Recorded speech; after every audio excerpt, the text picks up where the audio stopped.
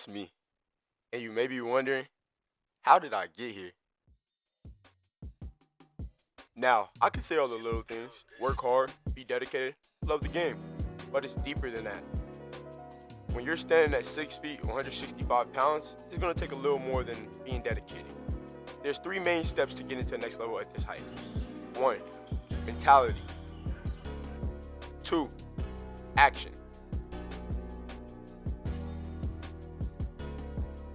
3, intelligence/film. Throughout this video, I'll discuss these 3 keys to help you get to the next level as a small guard. Testing. Mentality. When we talk about hold up, gang. So step 1, or really stage 1, whatever we want to call it. Mentality. What is the mental aspects of being a smaller guard in this game? You know, this isn't football, this isn't soccer, this is basketball. There's trees. You're a boy amongst men when you're the smallest on the court.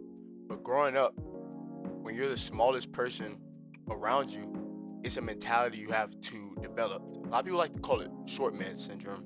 You know, that's that's a whole different thing. But when we talk about the mentality aspects of it, we want to speak about it being personal.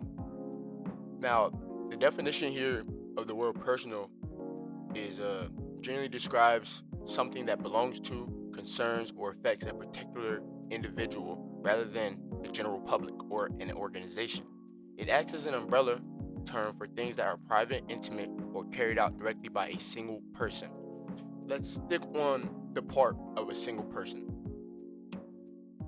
When we speak about being able to take everything personal as a smaller person in basketball, that's what it means. There's no friends. There's nothing. Everything that you do, everything you work for, the way you move, it has to be personal. It has to be direct. That coach that didn't like you, didn't give you the opportunity, you take that as fire. It's personal when you step on that court. You might be buddy with your friends, your teammates, but when you get in between those lines, it's personal. All the work I've ever done in my life, all the times I wanted to prove everybody wrong, it was personal. I felt every inch of fire in me. I felt it all to prove everybody wrong. You have to want to prove everybody wrong. A lot of people hate to want to talk about that. They're like, no, don't do that. Don't work hard for your goals to prove people wrong. No. As a smaller guard, you need to prove these folks wrong. It has to be personal. Anybody that ever doubted you in your life, you need to show them. You have to show them that they missed out. Still on the topic of mentality, let's talk about having an alter ego as a smaller person on the court. Growing up while playing basketball, you know, or even in life, a lot of people will tell you, I'm a very quiet, you know, person, very nice to be around, very, very caring, loving person. But when it came to between those lines, like we could be buddy, joking, all of that, you know, I could know the person I'm playing against. When we get between those lines, I'm a different person. I tell everybody, you know, if you're gonna come to my game, be prepared, because I'm gonna call you everything in the book. I'm gonna yell. I'm going to scream. I'm going to talk so much because it's personal. It's like you have to become a whole different person on the court for these people to respect you. You're already smaller than them. If you're under 6'2", and you're 6'1", 6'5", 5'9", whatever, you have to make these people respect you because they already are doubting you. The minute you come on that court, they are already doubting you, and they haven't even seen you play. Let's take Russell Westbrook, for example. I think Jeff Teague had a quote about it. You know, he's playing to him, and I think he told him to chill or something. Or, you know, I don't care. Jeff Teague told him, I don't care. And Westbrook looked at him and he said, that's the problem. I gotta pull up the clip. He started every time. I remember one time he did that to me. I was like, bro, I don't care. And he was like, that's the problem. It's like, that's the problem. And that's why he was such a good role model for a lot of the smaller guards. Russell Westbrook was a dog, man. He was not a pushover. He was dunking the ball, yelling, calling everybody. It was personal, man. And that is the whole aspect and the whole number one of this mentality part. It's personal, and it was always personal for him when he got on the court. So that is the mental aspect on things. When we want to talk about the deeper stuff, you have to be mentally tough. You have to be prepared to hear everyone tell you can't do this. You're not good enough. So how are you going to be able to take that mentally and use it as fuel rather than a point where it's like, damn, everybody's telling me I'm not good enough. Maybe I should quit. Can't do that. Everybody told me around me growing up when I was telling them I wanted to be an NBA player and I wanted to be a college basketball player that, maybe I should pursue a different sport. Because at 6th, 7th grade, I was only standing at 4'6", 4'8". What else are you supposed to tell a kid like that? But, I went out on the driveway every day. I shot. I worked on my craft. I developed a confidence in myself, almost an ego that nobody's better than me. And I'm going to show you when we get between these lines that nobody's better than me. And that's the only way you could do it in the mental aspect. But on to the next. We're talking about action. Action. What does that mean? Alright. So, action. What does that mean? When we talk about step 2 or part 2, whatever you want to call it, action. Action is the work and what it's going to take to get you there. All the way from a young age, all the way to when you get to the level where you're getting ready to go to college, 18, 19, whatever. The amount of work that you think you're going to have to do, significantly way more than you think. At minimum, you should be working out 5 times a week, and that's at minimum. At maximum, if you think you're working the hardest you can, it should be 6 times a week, 2 times a day. That includes shooting, skill drills, lifting, jumping. You have to perfect everything. You are the smallest on the court. You can't afford not being good at something. You can't afford missing shots. You can't afford not being able to be athletic. You can't afford not being able to play defense. That is a non-negotiable. If you're under 6'2", you have to be the best defender in your team, damn near, other than your 5-man, and that's the shot blocker. You have to be able to guard somebody 90 feet. You have to be in shape. You have to be able to score the ball. You have to get people open. You have to be able to do everything on the court. So during the off season, you should be working hard.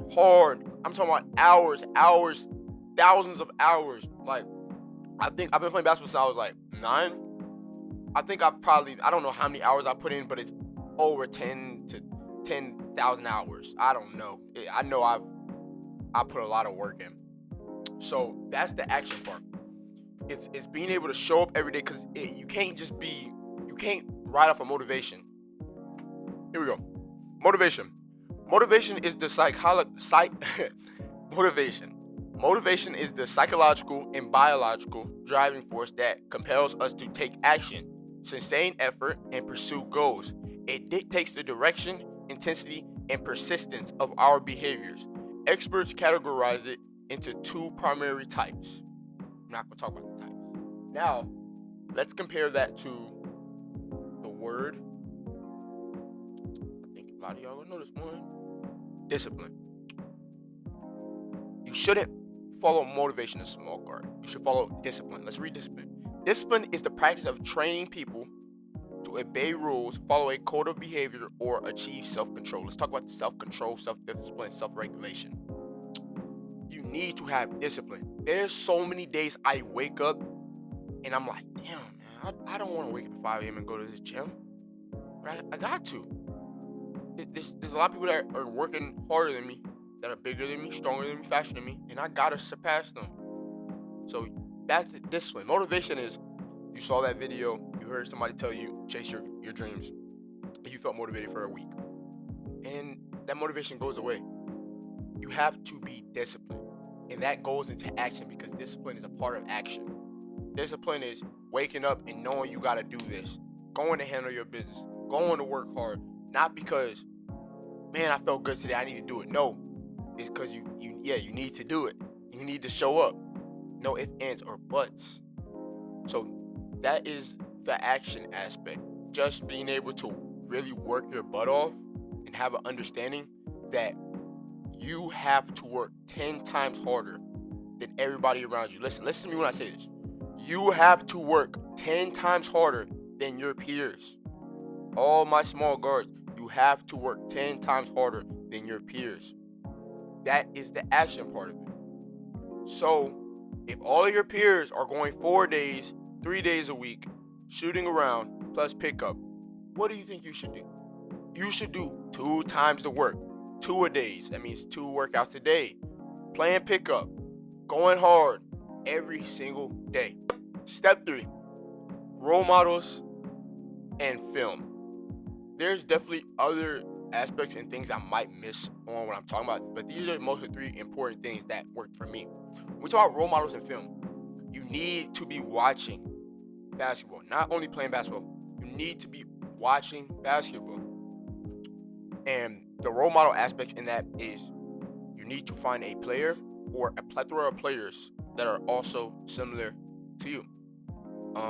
In the NBA or in college, find smaller guards to watch to mold your game out because it really does help. I decided at a young age I liked watching Russell Westbrook, and if you've seen me play, a lot of people say I play like him, even the jump shot.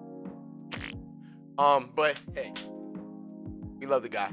When we talk about molding your game after somebody, you're watching him every day. Every day I come home from school, I'm watching Russell Westbrook dunk the ball, scream, yell, get to the rim, handle, make crazy passes, and I'm just like, man, this is what I want to do. And it literally molds. Like, I got older, I dunked the ball, I yell, I talk crap. Like, you mold into that player you watch all that film.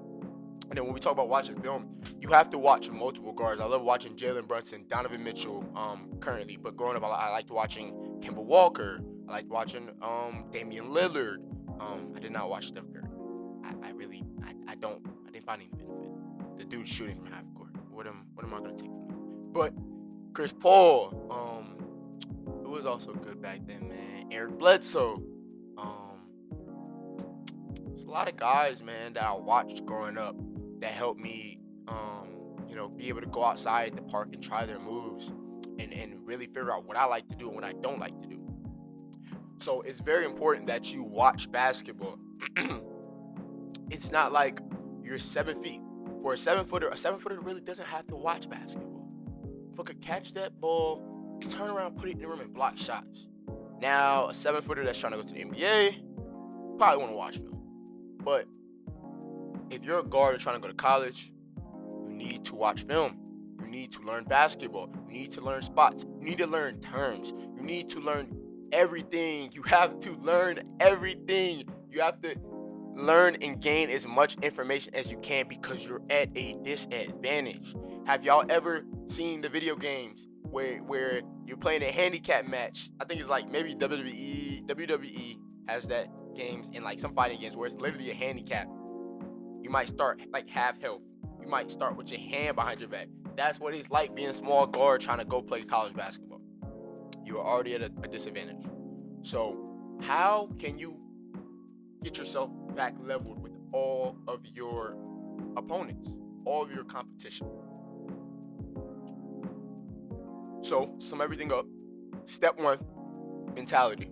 We talked about mentality of being a small guard and how you are supposed to take everything personal, be mentally tough because a lot of people are going to come around and tell you can't do what you think you can do. 2, action.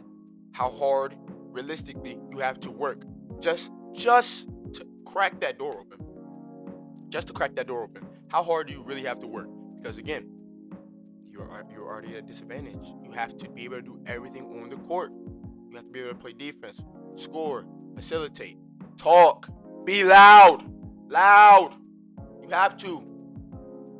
3, film and finding a role model, finding somebody to look forward to when you're watching basketball, somebody to mold your game after, and just watching film and learning basketball in general. You have to learn everything on the court. Like I said, you have to be willing to really dive deep in this game, not only playing it, but watching it.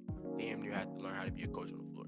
So, if you didn't take anything from this video, at least be able to take something.